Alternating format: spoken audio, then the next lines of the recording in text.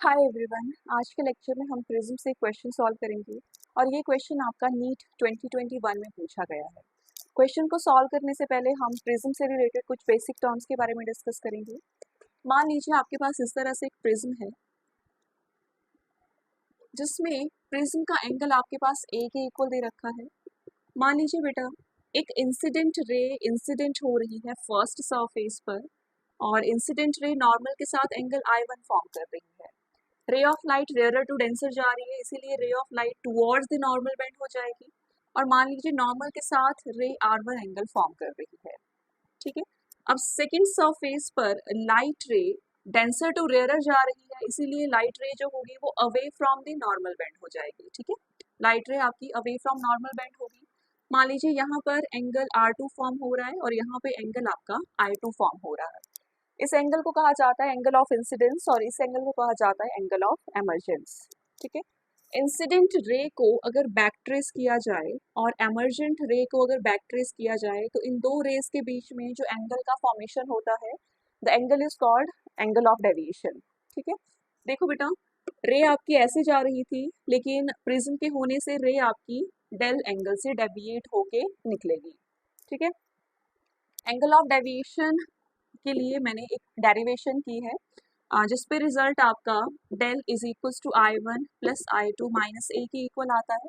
अगर आपके पास I1, I2 और ए की वैल्यू गिवन है तो आप एंगल ऑफ डेविएशन की वैल्यू निकाल सकते हो। ठीक है, secondly angle of prism is equal to R1 plus R2, ये बहुत इंपॉर्टेंट रिलेशन है और इनकी डेरिवेशन आपको मेरे चैनल पे मिल जाएगी। ठीक है, अब इन दो रिलेशंस का यूज हम अपने क्वेश्चन में करेंगे। ठीक है, तो क्वेश्चन में आपके पास है find the value of angle of emergence from the prism refractive index of the glass is under the root 3। आपके पास क्वेश्चन में इस तरह से एक प्रिज्म दे रखा है जिसका फर्स्ट एंगल 60 डिग्री के इक्वल है, सेकंड एंगल आपका 90 डिग्री के इक्वल है। Refractive index of the prism is under the root 3। ठीक है, प्रिज्म का रिफ्रैक्टिव इंडेक्स अपने पास अंडर द रूट 3 के इक्वल है। एक लाइट रे 90 डिग्री पर इंसिडेंट हो रही है, आपसे पूछा गया है कि एंगल ऑफ एमर्जेंस की वैल्यू क्या होगी। ठीक है, तो अब देखो बच्चे यहाँ पर इस सरफेस पर ठीक है लाइट रे जो है वो नॉर्मल के साथ इस तरह से एंटर हो रही है। जैसे यहाँ पर जो लाइट रे थी वो नॉर्मल से I1 एंगल पर फॉल कर रही थी, लेकिन इस केस में लाइट रे जो है वो नॉर्मल के साथ इंसिडेंट हो रही है, यानी कि I1 की वैल्यू है 0। इस केस में I1 की वैल्यू है 0। ठीक है, अब लाइट रे रेयरर से डेंसर में फॉल कर रही है, यानी कि रिफ्रैक्शन का यूज होगा। ठीक है, जो आपका स्नेल्स लॉ है, स्नेल्स लॉ का यूज हमने करना है। अब देखिए बेटा according to Snell's law refractive index of the first medium that is 1 into sine of angle of incidence that is I1 is equals to refractive index of the second medium that is under the root 3 into sine of angle of R1। ठीक है, अब यहाँ पे I1 की value आपके पास 0 है, तो यहाँ पे 0 आ जाएगा under the root 3 into sine R1 और sine R1 is equals to 0। It implies R1 is equals to 0। ठीक है, एंगल ऑफ इंसिडेंस आपका 0 था, यानी कि एंगल ऑफ रिफ्रैक्शन भी आपका 0 होगा। अगर कोई रे नॉर्मल के साथ इस तरह से एंटर होती है तो वो अनडेविएटली पास हो जाती है, यानी कि इस केस में R1 की वैल्यू रहेगी 0 के इक्वल।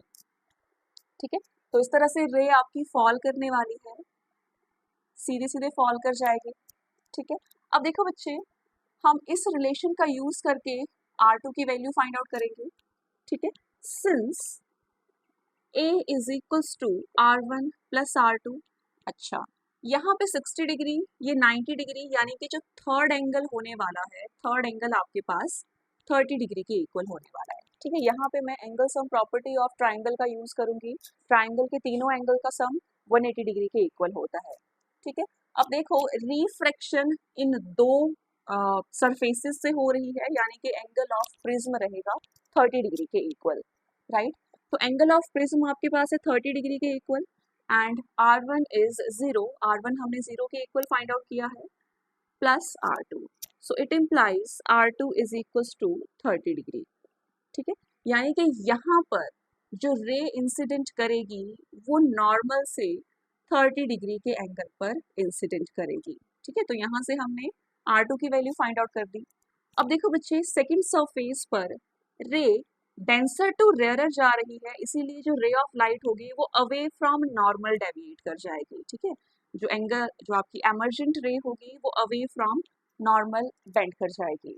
ठीक है, और यहाँ पर एंगल ऑफ एमर्जेंस का फॉर्मेशन होगा जिसकी वैल्यू हमसे पूछी गई है। ठीक, अब देखो बच्चे, सेकेंड सरफेस पर रिफ्रैक्शन हो रहा है, लाइट रे आपकी फर्स्ट मीडियम से सेकेंड मीडियम में एंटर हो रही है, तो हमें फिर से यूज करना होगा स्नेल्स लॉ का। ठीक है, अगेन यूजिंग स्नेल्स लॉ, हमने यहाँ पे स्नेल्स लॉ का यूज करना है। According to Snell's law, refractive index of the first medium, that is under the root 3 into sine of angle of incidence, that is sine 30 degree, will be equals to refractive index of the second medium आपके पास air है, into sine of angle of emergence, that is E।